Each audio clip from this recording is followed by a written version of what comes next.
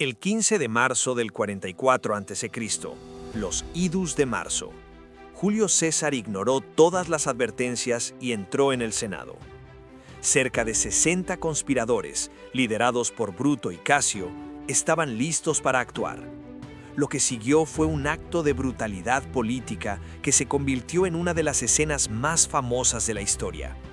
El objetivo de los conspiradores era claro: matar a César y restaurar la República.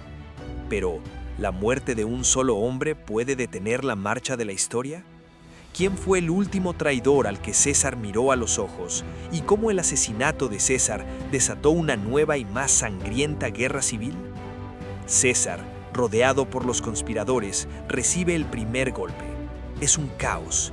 Los senadores, aterrados, huyen de la sala. César lucha brevemente contra sus atacantes, que sacan cuchillos ocultos bajo sus togas. Al principio se defiende, pero los conspiradores se abalanzan sobre él desde todas las direcciones, apuñalándolo repetidamente. La escena se desarrolla ante la estatua de Pompeyo, el hombre al que César había derrotado en la guerra civil, añadiendo un elemento de tragedia.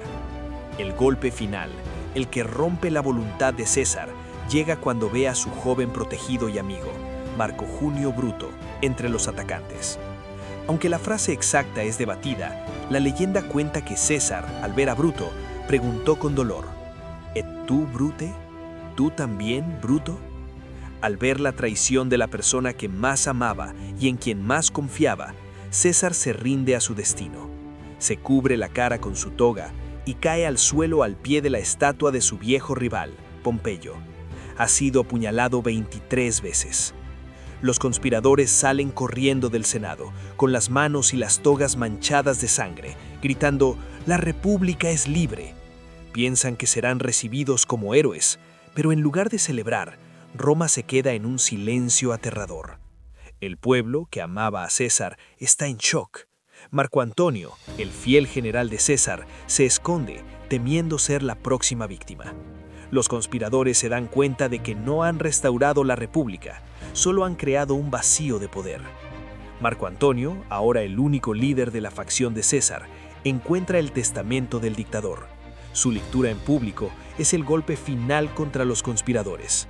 César había dejado la mayor parte de su vasta fortuna y sus jardines personales al pueblo de Roma. Este acto de generosidad enoja al pueblo y lo vuelve contra los senadores que lo mataron. Pero el testamento revela una sorpresa aún mayor. César no había nombrado heredero a su hijo con Cleopatra, Cesarión, sino a su sobrino nieto, un joven de 18 años llamado Octavio. El asesinato de César no trajo la paz, sino la guerra. Octavio, el heredero, se alía con Marco Antonio para formar el segundo triunvirato. Su objetivo: vengar la muerte de César y cazar a los conspiradores. La guerra civil se reanuda, con batallas épicas que finalmente destruyen a los ejércitos de Bruto y Casio.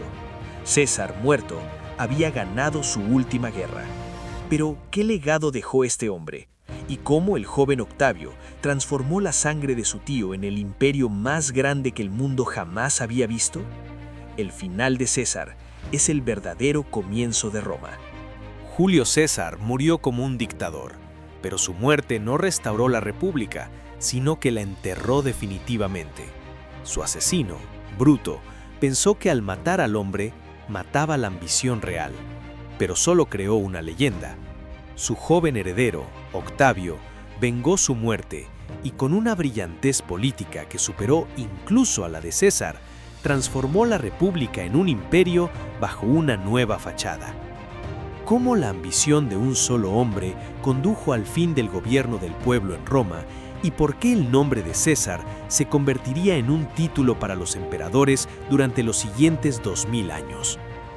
La coalición de Octavio y Marco Antonio desmantelaron a los conspiradores de los idus de marzo. Después de la victoria, el segundo triunvirato se dividió. Antonio se quedó con el oriente y Octavio con el occidente. El imperio romano era demasiado grande para dos ambiciones. Marco Antonio se casa con Cleopatra, reviviendo el sueño de César de un imperio romano-egipcio. Pero Octavio, en Roma, usa la propaganda para convencer al pueblo de que Antonio, seducido por una reina extranjera, estaba traicionando a Roma. El conflicto final se produce en la batalla naval de Accio en el año 31 a.C. Octavio, con su general Agripa, destruye la flota combinada de Antonio y Cleopatra. Antonio y Cleopatra huyen a Egipto, donde finalmente se suicidan. Con la muerte de Antonio, Octavio se convierte en el único dueño del mundo romano. Él captura y ejecuta a Cesarión, el hijo de César y Cleopatra, eliminando cualquier posible amenaza a su legitimidad. Octavio regresa a Roma y, con cautela, actúa de manera diferente a su tío. Él sabe que la gente odiaba la palabra rey, así que en lugar de declararse dictador, se presenta como el restaurador de la República. Sin embargo, el Senado le concede el título honorífico de Augusto, que significa el venerado.